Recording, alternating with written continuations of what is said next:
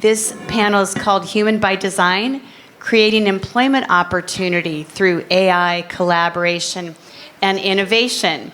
And Lisa Dughi is going to lead this panel. She's from an organization called NAF, which stands for National Academies Foundation. It was founded by Sandy Weil many, many years ago, and they have around 300,000 high school students around the country, and they do incredible work. So all of these people have been very carefully selected for their perspectives on this topic. So welcome, Lisa, and your panel, and we're delighted you guys are here. Let's give them a round of applause. Thank you, Carol. Really thrilled to be here, and I think that this panel really does follow on very nicely from the last one. So obviously, Carol, very great planning in terms of how we pull this all together. But I'm really excited to think about the fact that, we were just talking about some of the challenges around AI, but how do we really make sure that we are preparing the next generation to thrive in an AI-driven world, regardless of all of the challenges that are coming up and all of the things that we do need to be thinking about and making sure are centered. AI is here.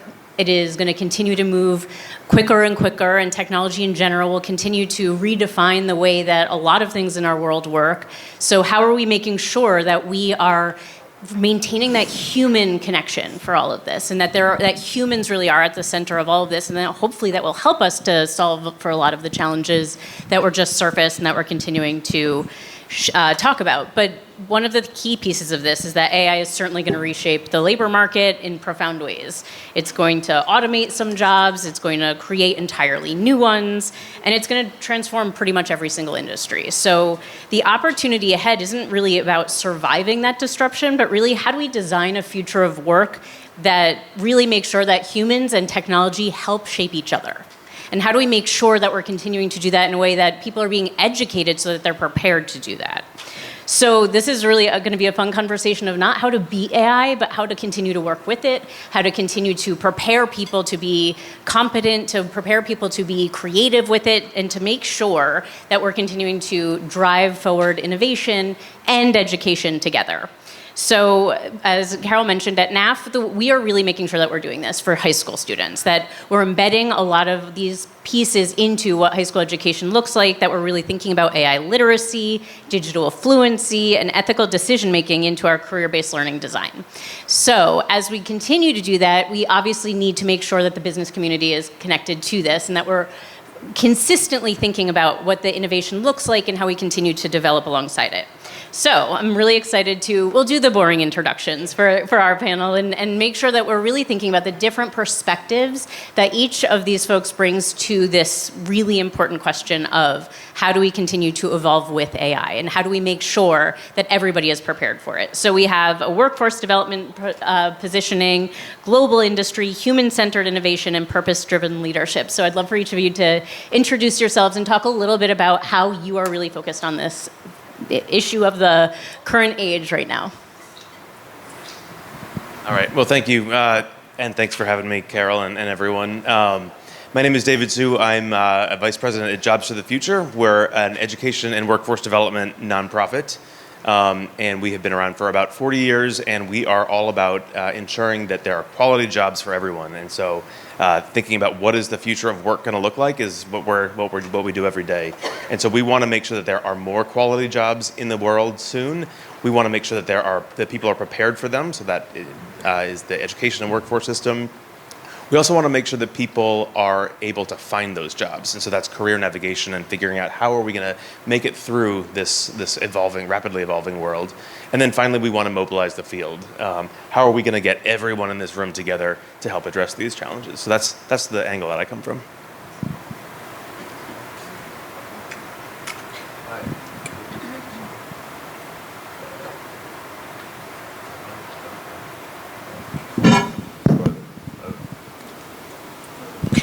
Hi, my name is Schreiber. I'm the General Manager of the World Academy of Art and Science. I'm also the Global Campaign Manager of the Human Security for All campaign, which was a 2-year campaign with the United Nations Trust Fund for Human Security, which we ran globally. We had about 20 organizations around the world that were trying to really bring things back down to what being human means and the importance of it. Everyone knows the Sustainable Development Goals. Human security was a concept that was developed in the 1980s. The United Nations realized about 3 years ago that nobody knew about it, and everyone knew more about the SDGs than anything else. It could probably best be explained as being freedom from want and freedom from fear. And as we heard on the previous panel, young minds get developed and set in their ways very early. It's a very defining moment, early education, for the rest of people's lives, their stability, their outlook, peace in the world. So human security is really looking about the needs of the individual first, putting that at the center of all your policy and decision-making processes. One of the founding members of the World Academy was Robert Oppenheimer, and as you know, he developed the atomic bomb. We like to look at AI today as possibly having the same potential for good or bad. It either has the power to power the world, literally, with nuclear power, or it has the, like nuclear power rather, and it also has the potential to destroy it. And so there's a lot of fear at the moment around AI and where it's all going. I like to think of the positive side. I think focusing on what it means to being human is actually going to be our strength. I think a lot of people are giving their power away to AI too much. They're thinking it's a one-way road where there's not going to be much chance to have a different outcome. If you read the news, you would assume that we're extinct already. But if you look at the power of the human spirit throughout history, it always prevails and it always finds a solution and a way forward. So I'm feeling optimistic.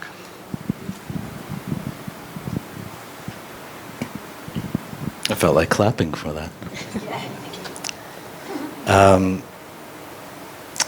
Thank you, Lisa and Carol. Delighted to be here, and greetings to everyone. My name is Sarmad. I'm the founder of Telos Futures and the former head of global leadership for the Secretary General's resident coordinators. Part of my career, a large portion of my career, has been working in contexts and country contexts and typologies around pressing global challenges spanning international development to institutional reform.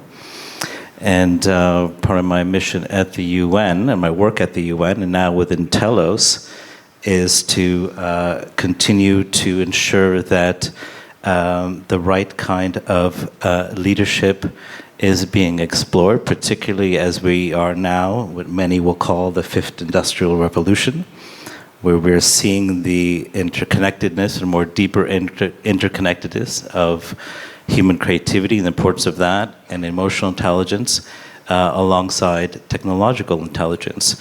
So how do we contend with that?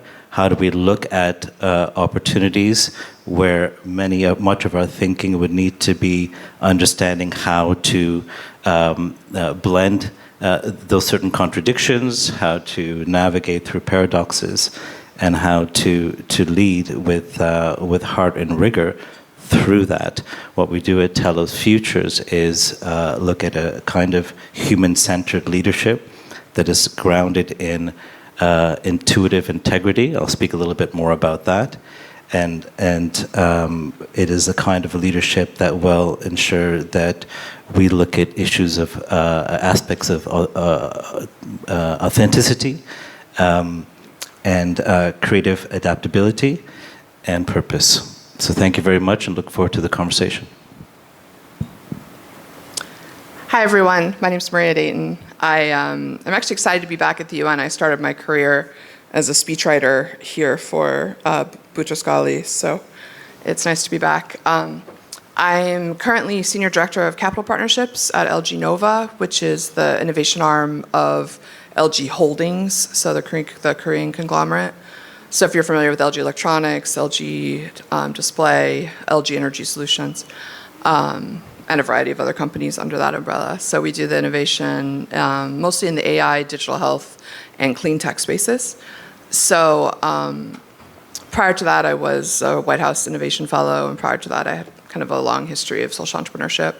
I'm also a founding partner of our two venture funds, one that's a venture studio fund in the AI space, and one that's a more traditional venture fund. So in terms of employment, I think I would end by saying, or at least end my intro by saying that I think looking at the precursors for what leads to employment, I think is really important. So obviously I'm coming from the capital space. I think it's really important to look at how capital is flowing, where it's flowing from, where it's flowing to. We have a $700 million investment program in Appalachia where we work with like state governments. We have a number of I would say employment-related projects, in the AI spaces across a number of states. I think it's important to look at venture, private equity, what governments are doing, and seeing how you can kind of, work together to kind of achieve your agenda within those capital streams. So, yeah, nice to be here. So obviously, great perspectives to get at a couple different questions around how we can really frame all of our thinking and how it really then, at the end of the day, helps to inform what we're doing in schools to help students continue to be prepared differently for their futures. So David, I'll start with you. And if anybody wants to jump in, I have questions for each individual, but if anybody wants to jump into any of them, please feel free. So JFF has been at the forefront of preparing workers for the future for a long time. So how are you thinking about the fact that the projected AI, AI is projected to change jobs across industries? How are you starting to think about how do you prepare people differently, and how do you think about students in that, and how we can make sure that they're being educated differently to be prepared, and especially as you were talking about even finding the jobs that exist, how can we make sure that we're doing that all together? Wonderful. Yeah. So, and it's been so fun to listen to everyone at the day today of like where people are on the optimism pessimism angle of this. So at JFF we call ourselves realistic or clear-eyed optimists. And so we think that the future of work is actually going to be better because of AI, and that there's many predictions of mass layoffs is not going to come to the fore, but we'll see. But so we want to make sure that everyone is prepared and ready for whatever this future is. And there's certainly a risk, of course, that AI could reify some of the existing inequities, and we want to prevent against that. And so I think the best way to do that, and I think it's in the title of this conversation, is collaboration, and really bringing together all of the different parties that are relevant to this. And so that's what we try to do at JFF, and convenings like this do as well. And so we work with employers and helping them really think about like what are the jobs of the future, how can they make those quality jobs. We work with educators, K-12, post-secondary, workforce development, lifelong learning level, help them really think what that might look like. We work with policymakers from the federal, state, and local levels. Believe it or not, this current administration, Arnie, I used to work for Arnie. He's, as he said, he tells it like it is. I was at the U.S. Department of Education with him. It's a difficult time in many ways. On the other hand, this administration is still talking about workforce development. They're still talking about AI, and we're in there talking to them to try to improve some of the policies that are coming out. And then, we talked this morning about philanthropy. It's really important to be in there talking to philanthropy and encouraging them in different directions. So at JFF, we really think that you have to bring all of those different groups together, or we're not going to be able to solve this. I will say that one other group that we engage with a lot, especially on the career navigation front, is students. And I'm so heartened that there's so many students here. I think that there's a lot of potential for you all to bring your voices to bear for this conversation. I completely agree, and David and I were talking a little bit earlier that it is interesting, all of the things that Arnie mentioned certainly are very real, but the conditions around this kind of work and the need for career-connected learning and the need for making sure students are prepared for successful futures is also very much in the conversation. And so there is some optimism to be had, and the positive parts of AI really helping to level the playing field in certain ways and creating greater access to opportunity and education. So it's definitely really interesting to put all of these different things together and really maintain that optimism as we think about where we're going and the opportunities that exist, especially for students who are still in school today. And such an important part of what you said is the industry, the importance of industry playing a role in this, and really thinking about how are we preparing the workforce of the future. So Maria, I would love to ask you, LG is known for innovation that improves lives. So how is your company using AI and collaboration to create opportunity both within the workforce and then in the communities that you work in? Yeah, good question. So LG is an interesting, group, and as I mentioned before, kind of being aware of kind of geopolitical environments. And so in my experience with LG, a lot of the large Korean companies are getting pulled into the tariff negotiations. So basically being encouraged to create jobs in the United States, right? So being aware of those types of trends and sort of being able to leverage them, I think is important. So for us, as I mentioned, we have a $700 million investment initiative that includes AI across Appalachia and rural America. Some of the problems that we've encountered is really in the debt space. So if you look at how banking does not really want to do AI investments in rural America. So we've been kind of, that's one of the things that sort of has been on my portfolio to kind of figure out. So we've had to really push on a number of different levels. We're actually kind of creating our own development bank in order to do it in rural America. So there's a real issue on the capital side in terms of what I would argue, making sure that there's diversity in these pipelines and real concern. I mean, if I was going to, maybe state the challenges before the opportunity, is really making sure that there's diverse pipelines, diverse data sets, diverse research, all that aligns with capital in environments outside of, New York City, California, things like that. So we're doing a number of really interesting things, I would say, in AI, like in the digital health spaces. I don't think there's necessarily a problem getting innovators, to produce interesting things. Like, we see a million, solutions that are really exciting. I think, again, the problems that I'm seeing are in the capital side, and sort of the system is really not created to drive innovation in environments outside of large urban areas, right? So I think we have to be very creative in how we push those solutions, and working with governments, working with corporates, and working with capital players to do innovative things. I think something that we've been working on with philanthropists and family offices, I think that's an important point as well, is if you had told me that LG Electronics, that holds, billions of dollars in capital in New York banks, couldn't get, single-digit debt sort of, offers outside of like urban environments, I wouldn't have believed you, but that is the case. So we've had to basically align with family offices in order to fund the projects in AI that we want to do in rural America. So there are systemic challenges here that I think, and I think education has a bigger role to play, since many of you are educators. We were talking about this yesterday. Like if you look at Arizona, so ASU and the president of ASU was very instrumental in bringing a $100 billion, silicon chip, Taiwanese silicon chip producer with NVIDIA to Arizona.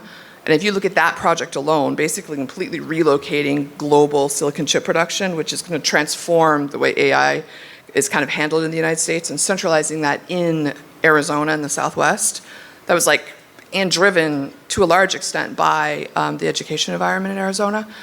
Those types of things I think are really important to look at and understand, because that's going to drive how innovation looks and feels and how diverse it is moving forward. So that kind of answers your question, but yeah. Well, but I think it really does illuminate the fact that, a lot of us, I would say, especially those of us in the nonprofit space, sort of are looking to industry and looking to corporate partners to help to solve some of this, but without always recognizing all the other challenges that exist, especially as we think about innovation and development and technology, and how do we make sure we're bringing it into the classroom and preparing the students for this, but also that we're really then recognizing the challenges that also exist in the corporate space in a lot of this too, because I think that is something that isn't always considered as we think about what partnership looks like and how we can make sure that we're continuing to provide these opportunities for students. And I would say even looking for those win-wins, because like when you say look at it's not like, feel sorry for the corporates, but I think if you can create win-wins across all of those larger power structures, I think that's when you can insert an agenda that's a little bit more progressive. Because if you forget those agendas, then I think that's when you're kind of banging your head against a wall and not able to kind of, especially if we're thinking about inclusive design, you're not going to get to a place of inclusive design without having those win-wins, I would argue. Well, and I think you said diversity a number of times in your comment, and I think that that's such an important part too, as we think about, especially for NAF, the communities that we serve and the students that we want to make sure feel a part of a future of all of this, and making sure that diversity is a key component of that, and how we're, again, partnering with corporate partners who are sometimes shying away from using some of those words, and how we continue to make sure that we're inviting that into the classroom and making sure that students see that they have a role to play and an opportunity to be a part of what the future can look like. So Grant, I'd love to turn to you and your work with the World Academy of Art and Science and the Human Security for All initiative that is really looking at the big picture and designing for human flourishing in an unpredictable world. So how do you see us helping humans thrive in a future of work that we maybe can't even envision right now?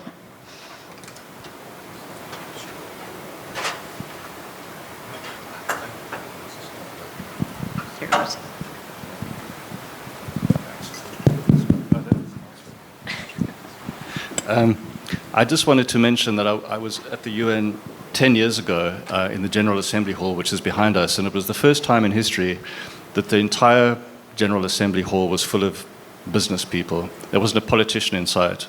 And I remember thinking how refreshing and exciting it was to see business stepping into a traditionally bureaucratic space and embracing social impact and entrepreneurship in a new way.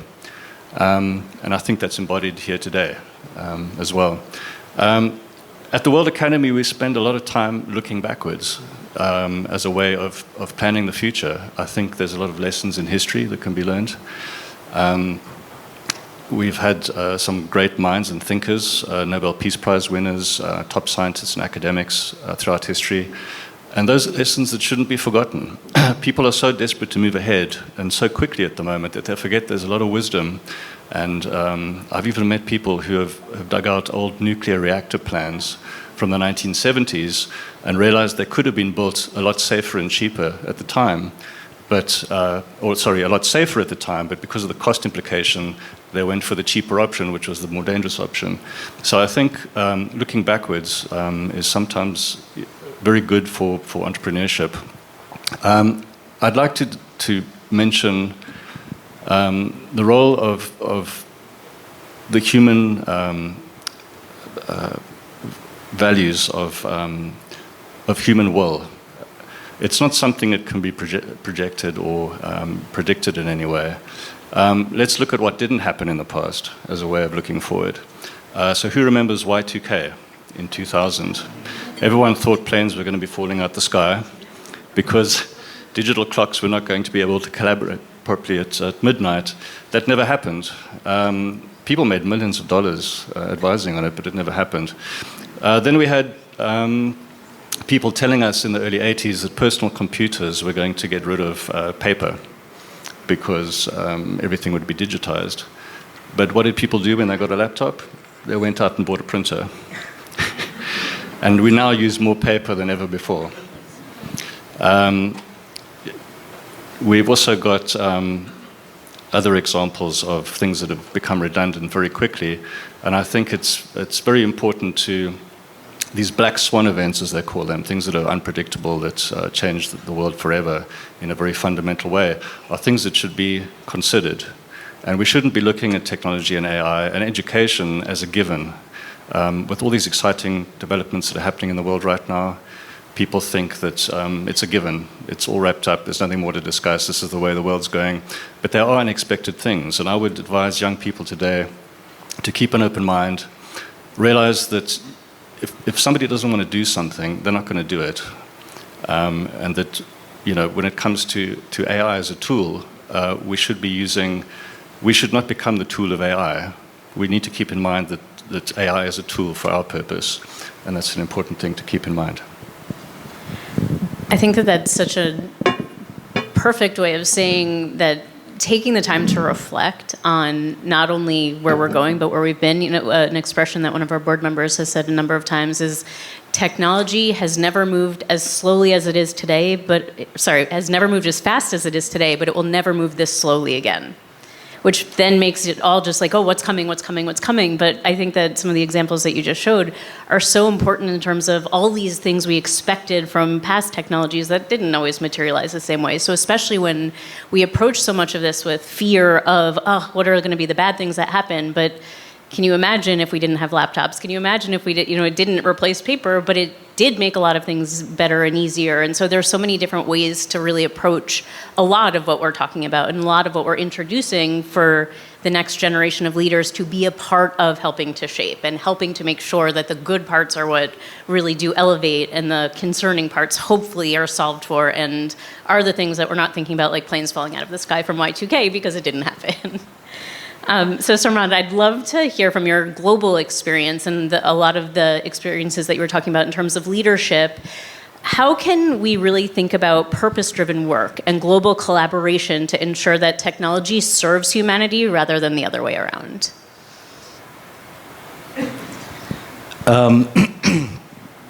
There's a certain fragmentation that's happening, particularly with not only within my conversations with youth and younger generations and running academies and working with them, but there's a bit of a disconnect. And that disconnect is not a technical disconnect. It's a disconnect with the trajectory of where we're going as humanity. And there's a saying in the UN, and I think it's still around, leave no one behind. It's a bit of a mantra. And my issue with that is we wouldn't have to be talking about leaving no one behind if we ensured we kept them up front. So we can talk about the exponential growth. There's mega trends. That's one of the exponential growth of technology, inequalities, and climate and environment. These are the ones that are continuing to see and will continue to see these grow, and they're interrelated. So on the purpose side of things, what we're seeing is, and let me just draw an example within the UN system, working with senior emerging leaders within these, in this ecosystem, there is also a disconnect with how do we connect our purpose organizationally, and how do I connect with that purpose, particularly if internally within the organization we are not moving in that direction. I call it the cloak of competence. And a lot of what we find is that the focus on competencies, the focus on how we can do the functions of our work, but not really able to make any further progress into shifting our understanding of what our contribution is to the greater work of the organization beyond a certain task. So I call it, I gave a young man over there a little crystal. Do you have the name for it? Elizar, go ahead. Pyrite, also known as fool's gold. So there's a certain pyrite energy within this ecosystem, for which I couch the cloak of competence. So in the system, we have a lot of impressive speeches. We have polished resumes and credentials. And this is not just within the UN system, it's also in the corporate sector and other sectors as well. Where we fall short is that how do we connect our work with purposeful intent? And the purpose is not about seeking, what am I going to do? What if I don't figure out my purpose? It's the intention directed towards that. And the music of intention is intuition.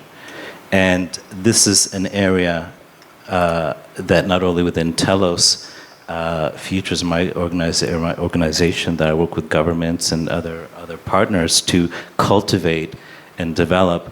But this is where I think once we start to understand purpose and human-centered, that's literally going back internally to us as individuals and humans, understanding that our contribution, irrespective of how fast technology will move and grow, and it will, fifth industrial revolution, sixth, and so on and so forth, if we lose sight and if we try and connect not only to ourselves but to the wholeness of our collective contribution, what we value, how to create it for ourselves, how to create it for others, which will determine what we might choose to do in life, and that will determine how we actually show up in the world for people and planet. Thanks. That's incredibly beautifully said in terms of how we also think about how we address young people and bring them along in this, and really making sure that we're not just thinking about what are the technical things that students need, but think about their humanity and the skills that are going to be transferable to no matter what they do, to make sure that they're really getting all of these different opportunities to really be global citizens, as well as successful in whatever pathway it is they may choose to pursue, whether technology enabled or not. There's very few industries that won't require some level of understanding of a lot of what we were talking about here. And it is interesting as we think about how we continue to introduce that in our high school programs, and making sure that it isn't just the technical fluency, but it really is all of these other things that'll be so critical to being global-minded and making sure that they're good citizens and being collaborative and being socially aware. And it's one of the things that we've seen change in a lot of our programs is the student expectation that we're bringing community-minded approaches to the projects that we have in schools, and that we're really giving students the opportunity to solve for both local and global problems in what they're doing in high school. And that really, and the ways that they incorporate technology into that, and the ways that they think about a bigger perspective while solving for things that really do motivate them and make sure that they're focused on their future. So I would love to ask this question for all of you. As we think about how we continue to enable all of these conditions that we're talking about, and making sure that we're not only preparing current students for the future, but also everybody who's engaged in it, so all of us, how do we really make sure that we are prepared? So what would you say to CEOs across industries to make sure that we're creating a more equitable and forward-thinking employment, and making sure that it's a win-win for both companies and for workers, and making sure that it's actually also something that they're measured on so that they're committed to doing? You go down the line. You want me to start? Okay. So I have my time with the CEOs. So at JFF, we recently went all in on what we call quality jobs. We've always had as our mission statement, economic advancement for all. There's many ways to do that, but to the point about being measured, we want to see in the next 10 years, 75 million people in quality jobs, which is about double the number. So we're going to need to work at scale to get more people into these jobs. And the way that we think about quality jobs is, of course, financial. You need to have enough money, you need to have benefits and that sort of thing. But there's several other components that we're proposing as being a part of a quality job. So is there space for growth and development within the company? Is there a pathway for you to grow in that company and learn? Do you have agency and voice? So do you think that you have, in the areas where it's appropriate, it's obviously not appropriate everywhere, but there's certainly areas for an individual at a company to have agency and voice. Do you have that built in there? Is there workplace structure and autonomy, especially for an hourly job? Making sure that you have predictability and structure is important. So if I were sitting with a CEO, I would challenge them to make more quality jobs available. And so we're working with companies across the Fortune 500, 100, to do just that and help them really think about what that looks like, but also small and medium businesses. What does that look like? Because to get to scale in this country, we're going to need both those really large businesses, but then also small and medium. We are having a survey coming out soon, so I can give you the quick preview. We did this with Gallup to think about do people in this country actually think they have quality jobs? And the headline is, in fact, no. About 60% of people think that they don't have quality jobs. And so what is it going to take for us to get there? And this is something that is good for those people to have a quality job, but it's also, to your point of the double win, it's good for business. And we found that the people who said that they did have quality jobs feel better, they have better health outcomes, but they also are happier in their jobs, there's lower turnover. And so there's a business case as well to saying you as a CEO should build these quality jobs in. So as an organization, we're really putting a lot of weight behind this, but it seems like there's momentum from across the corporate and other communities to help make this actually happen. I think I'll jump in. I think I'm going to double down on the STEM pipelines, because I think if you're talking about employment, you're talking about market opportunity and innovation, especially outside of large urban areas. And I think it comes down to what are the pipelines that exist and how are they currently sort of integrating into those market opportunities. And I think it probably is important to state, just I don't think it's stated enough, just how extremely white, male, and Asian these networks are. Like, I was just invited to a very small group that the US government put together for quantum, which, is the next step after AI, right? I mean, there was probably 3 women in the room. I was one of 3 out of 50. There were no people of color beyond, I think, maybe 5 South Asians. And there was probably a 2-to-1 security ratio, so there were 2 security to every person. That's how secure this space was. And, for me, it was very interesting to look back and sit in the room and see, like, this is sort of the future of American tech in a lot of ways.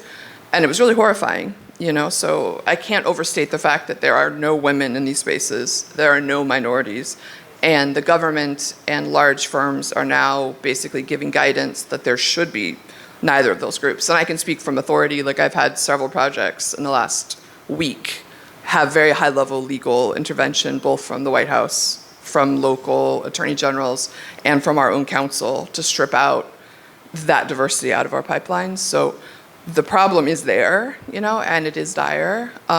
It doesn't mean that there aren't opportunities and that there couldn't be good employment, but I think in terms of education, I think there needs to be very conscious and systemic efforts to make sure that there's diversity in those pipelines, so that even, like, if I can say from a corporate perspective, we're being advised by our attorneys not to push for those things, which means the educational and sort of societal, basically drivers have to come from that level, not from the corporate side, at least for the immediate future. So that's, I think, something to really think about. And if I was going to advise corporates, I would say go against your legal counsel and make sure you have diverse pipelines, because I don't think we're going to get the innovation. I mean, like what we see, we have about 5,000 startups in our ecosystem, I would say, around LG and LG Holdings, and we see amazing solutions to problems that you wouldn't even think existed, coming from diverse voices. Do they always get funded? Usually they get knocked out at the end, unfortunately. But for me, it would be really a shame to not allow those solutions to come to market in this next phase, because we'll all lose out. So which means we have to rally together, have the education pipelines, have the innovative capital stacks to make sure those solutions come to the forefront. Otherwise, we all lose. So.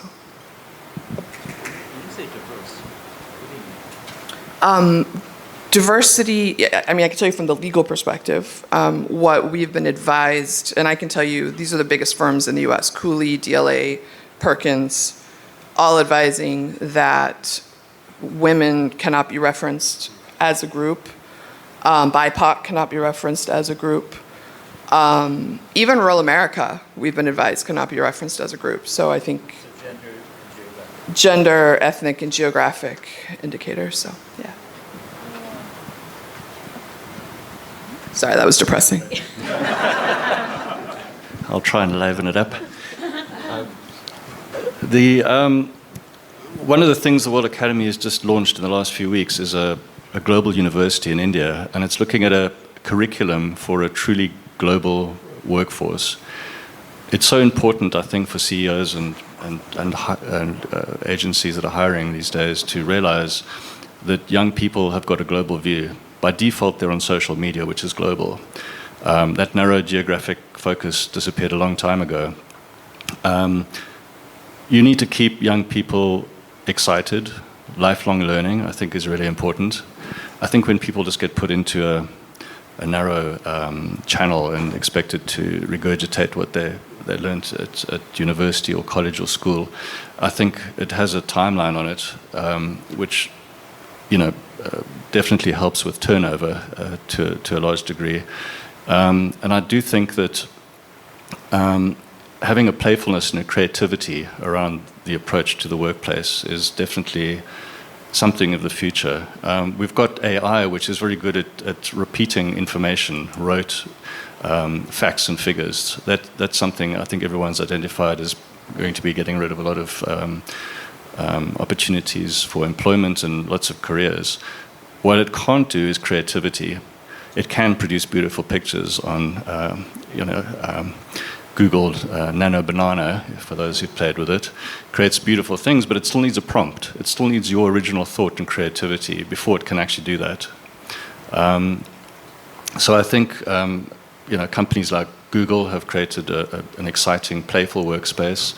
I think if we go back even further to preschool, for some reason, at a certain age, you're not allowed to finger paint anymore, and that whole creativity just gets thrown out. It's not seen as serious anymore, and a whole side of your brain stops being stimulated. I think it's critical as we come up against machine learning that human creativity is nourished more. And I don't think that stops at kindergarten or at junior school. I think that can be brought right up into the workplace. And it shouldn't be seen as a step down or something less serious. I really think there's a role for art and creativity in the human entrepreneur space that develops new ideas. If you think of any big brand in the world or any product or service that has just blown us away, it's come from imagination. It's come from a fantasy or an idea. And I think those are the kind of things that should be nurtured throughout the whole career path from beginning to end.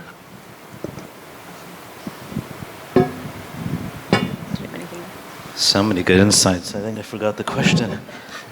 What would you ask CEOs to think about in terms of all of this? Great. A couple things, I think. CEOs should... we talked about diversity, and one thing I would like to I would stress to CEOs, and I take this upon myself as well, is neurodiversity within the workforce. And particularly, one example I'll use is dyslexic thinking. And we've talked about creative adaptability, ethical discernment, the ability to pick up on signals and patterns. And these are all capabilities of those that we call dyslexics.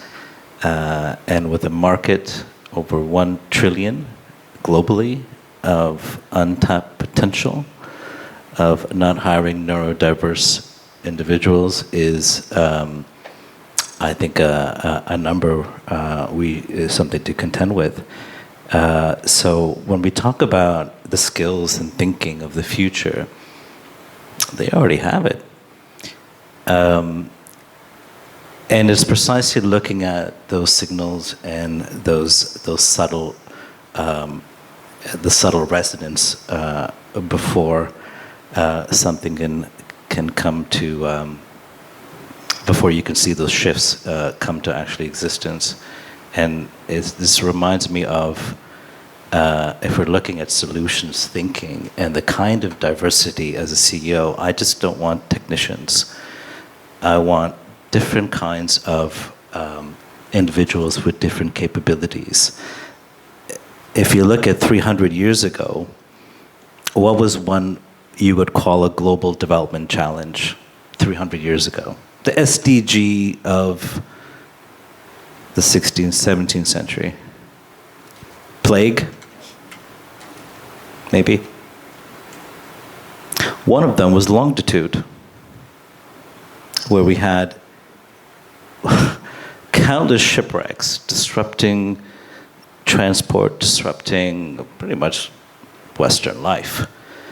And back then, long story short, there was a disaster. The Western UK set up some sort of longitude act, and it was like a global call for who can solve this bloody problem.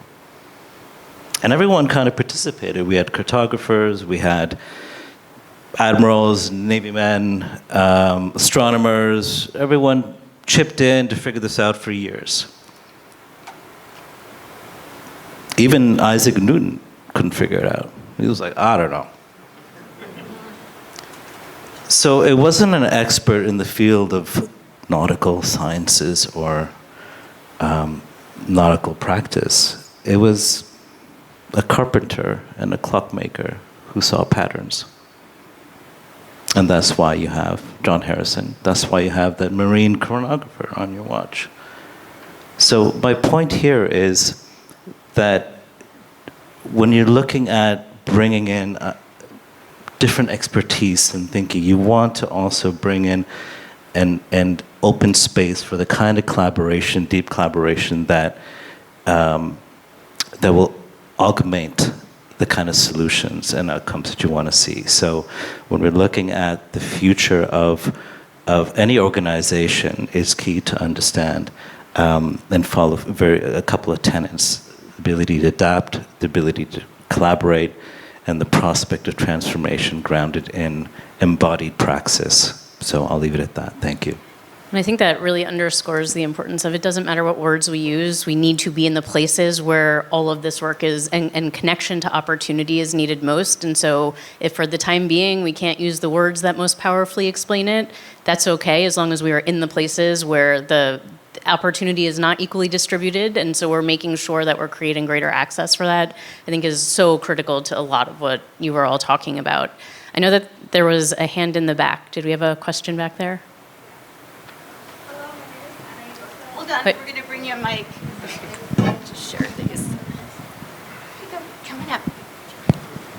And just share where you're from. Everything's your question. Sorry? Share where you're from. Hello, my name is Danae Rosas, and I'm from Southampton High School. I have a question. What should high school students like me be doing now to prepare for a future with AI, even if it's not part of our curriculum? Thank you.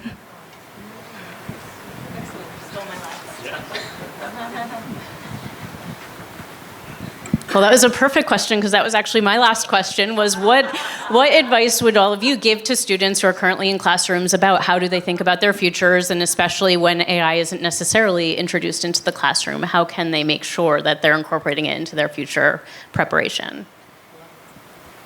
If I could jump in, I guess. Yeah. Something that I've noticed happening, at least within the LG Holdings, is that younger people in particular, maybe like early 20s, are sort of coming in and solving problems with AI, even just ChatGPT, in ways that like higher level executives find very impressive. So what I would say is definitely make sure you're aware and using everything that's in the market, because and also don't underestimate the lack of technological experience for people that are older, and just keep in mind that the solutions that seem very obvious to you are not obvious to older people, and I think that's a really kind of magic place to stay in. I would add to that, as they say, the only thing certain in life is change, and I think that needs to be adopted as part of your mindset. It's really important to realize that things are changing at such a pace that you've got to be open to pivoting at a moment's notice to new things, so keeping an open mind. It used to be, the odd life event 30 years ago that was change. Now it's happening by the week. And so I think if you can build change as a habit and a custom into what you're learning, I think that would make life a lot easier.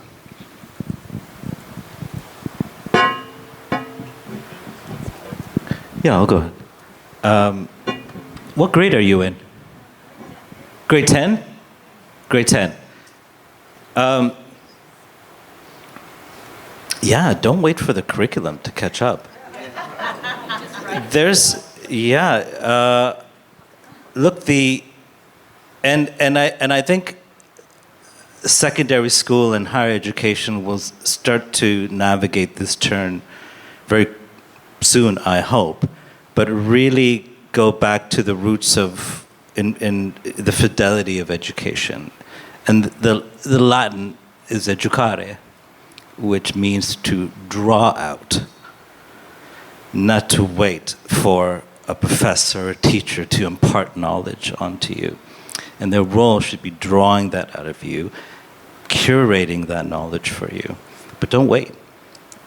As a student, surround yourself with as much information, knowledge you can gain, and use your teachers or professors or whatever level of education you're in to help guide that conversation. But what I advise secondary schools and universities is their role in ensuring the 3 C's: curating knowledge, cultivating capabilities, and connecting networks. And these are the 3 kind of action principles they should kind of adopt to be able to steer the kind of education or learning within any organization. So don't wait for AI to be taught. In fact, in your high school, you lead the AI club and make sure it's kind of brought in and lobby the principal. Yeah? I would co-sign +1 all those things, especially like learn the tools, front and back. Make sure you're adaptable for the future. I would also say, lean into what makes you human. So all those skills that AI can't do, empathy, curiosity, creativity, innovation, like those are the things that you can do. And I think probably the best place to gain those skills is in real experiences. So that's with your classmates, it's with work-based learning experience, internship, an externship, wherever you can get experience doing stuff, I would say lean into that heavily. And then the last one I would say is just relationships. And that's what this room is all about. And that's what everyone who's seen Carol work a room, she's magical at, just going out and meeting people. And I would say starting as young as possible and continuing throughout your life. Just meet people and continue to figure out how to work together, because that's how we're going to solve all these challenges. I'll add maybe one more thing too, is I think taking on kind of a hacker mentality of realizing that the systems maybe are designed a little bit to, hold younger people, or to push younger people out to a certain extent. I think keeping an eye on what are the areas you can kind of push forward and be assertive and ask for access. A lot of times if you don't ask, then you won't get access, right? So I think a lot of times knowing who to ask, or even asking everyone, and just kind of it's a game of numbers. Maybe you get 10 no's and 2 yeses, right? I think that's important. And I think not being afraid, again, I'm a bias because I'm a capital person, but not being afraid to sort of figure out and hack capital as one of these processes, because, less than 1% of innovation capital goes to women of color, right? Which means you kind of have to hack the system in order to push forward the things that matter. So being innovative, having resilience and tenacity, I think are really important. Well, I would add to that don't underestimate the capabilities you already have, because we had a very interesting experience. We had a funder of a huge technology company come visit one of our schools, and he asked the teachers how they were using AI. This was a year ago, so hopefully things have changed, but it wasn't a totally convincing answer about what they were really doing, and it was actually a little hesitant about we're not really doing very much with it, and we don't really want the students to be doing much with it. Then he just we had a group of students who were there, and he asked them, what are they doing with AI? They'd use ChatGPT to come up with their project name. They were using Canva. They were using, they had a whole list of things that even though it wasn't part of the project, they had incorporated into what they were doing because they just had the access and the understanding and the ability to introduce it to the classroom, that it was interesting to, in that conversation, watch right away the teachers start to be like, oh, okay, they are doing it. We need to start to figure out how we incorporate it. So I think it is also just the things that you already know and the things that you can bring to the classroom. I think that, exercising the agency that you have, that I know it doesn't always feel like you have as a high school student, but you absolutely do. And I think it's a great opportunity to continue to exercise that and use a lot of the skills that you have to be able to make sure that also your classmates get to do that, all of these different things too. So it's a very interesting moment in education, especially in secondary education, in terms of how much AI is really brought into it. But I think that one of the things I'd love for all of you to kind of have your final thoughts on is coming back to the part that we keep talking about, the humanity of all of this. How do we, David, you just mentioned it in your answer, but how do we make sure that as all of these things continue to change and we continue to be excited by the new shiny thing, how do we make sure that human-centeredness stays at the core of all of it? And especially for young people, how do we make sure that that's how they continue to think about the future, despite the fact that a lot of the concerns keep being flashed in front of them? Since I know there are some funders in the room, I would say it would be great to continue to fund the development of the ways that people can be human. We had at our conference a couple months ago, we had the president of the McGovern Foundation there. He's like, trillions and trillions of dollars are going to the development of these models. Like, just money is being printed on this, but so little of it is actually going to students and to young people to learn how to use these tools, to train them. And so I would just love to see actual energy and time, a fraction of the amount that's being spent on developing these models, go into exactly that. Cheers to that. Being inquisitive is a uniquely human trait. I have yet to have ChatGPT ask me a question. We're the ones asking the questions. And I think that's what we've got to keep doing. I'd like to dedicate my final comment to Jane Goodall, who passed away 2 weeks ago. I met her at her 85th birthday in Los Angeles 6 years ago, and she shared a story with me which relates to how we see the world and also about education. It's about looking carefully at the world around you to spot opportunities. She was in a very busy airport, sitting by herself waiting for a flight, and it was absolutely chaotic, people running around, crowds of people everywhere, loud noise. And she noticed 2 little birds that had flown into the airport in the corner, and they were just getting on with things and playing and doing this little ritualistic dance. And she described this to me, and I just thought, who else would notice 2 little birds in an airport? But it also made me realize that the more carefully you look, the more you will see unseen things and opportunities. And I think that applies to entrepreneurship, and I think that applies to education, that you've got to get the noise out the way and look for the gaps. And it only comes through looking carefully and getting the noise out the way to find those still points. That's sometimes where you can find inspiration.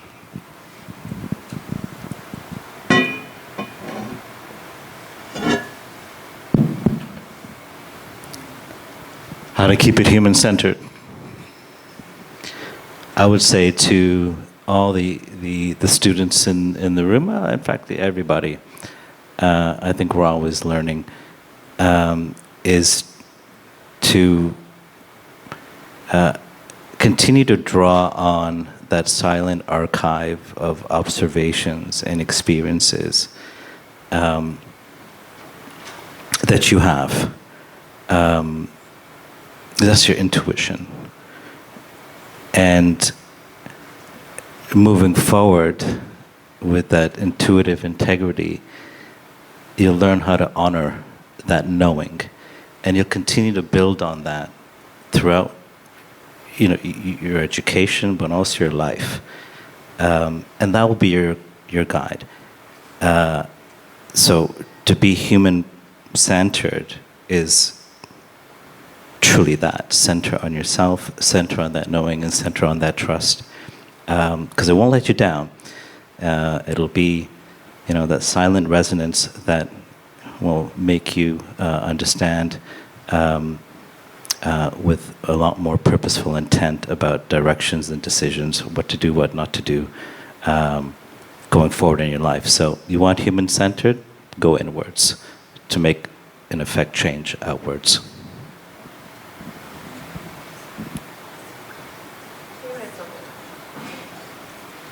I think I'm going to double down again on the STEM pipelines. I think when you have 90% of data sets being created by the global north, I think there's really dangerous underlying assumptions of what we're saying as a society, right, about what it means to be human, that only a very small percentage of the population has a right to create data sets or be part of innovation or have their innovation funded or their ideas kind of made manifest in the world. So I think the more those STEM pipelines, quantum AI pipelines, can be aligned around inclusivity, because that is part of what it means to be human, right? It's not just, there's hundreds of millions of people in the world, right? So if we care about humanness, then we need to care about a diversity of perspectives. And I would also piggyback on what you mentioned around neurodiversity. I think there's a real unusual opportunity in the AI pipelines. I've seen this in my work, where governments and sort of corporates are asking, why are these pipelines the way they are? and how do we improve them? And I think it's an interesting opportunity to kind of infuse more humanness, because just to give you an example, so there's a very high suicide rate amongst AI developers, and a lot of that is driven by extreme bullying in childhood. And that type of report, like to get to me on my desk, like that tells you that, you know, very large corporates are concerned about that. And of course, why are they concerned about it? They're concerned because they're losing a percentage of their investment each year. But I think that as educators, that could be used, right? Like that opportunity, the fact that people are concerned about the mental health of a particular group. And I can say that in particular on the US government side, China's been quite aggressive about kind of isolating and creating these special schools for AI developers and things like that. And one of the answers on the American side to what China's doing around the AI pipeline is to say, how can we do it differently? So if the Chinese are kind of creating these kind of Professor X schools for, you know, basically mildly autistic children, what are we doing in the US, and how do we make the experience of those children better, right? Which basically means kinder and more human. So I do think it's a unique opportunity, and the amount of money flowing there is quite expansive. So. I want to thank you all so much for this really interesting conversation that I'm sure will spur a lot more conversation. And the last thing I just want to very quickly say that I think kind of underscores a lot of what the conversation is, that AI might change what we do, but humanity is really going to be the thing that moves things forward. And the ability to marry the two is really what's going to define the future of it. So really appreciate all your perspectives. And thank you, Carol. Panel. Thanks, you guys. Let's give these guys a big round of applause. Thank you all.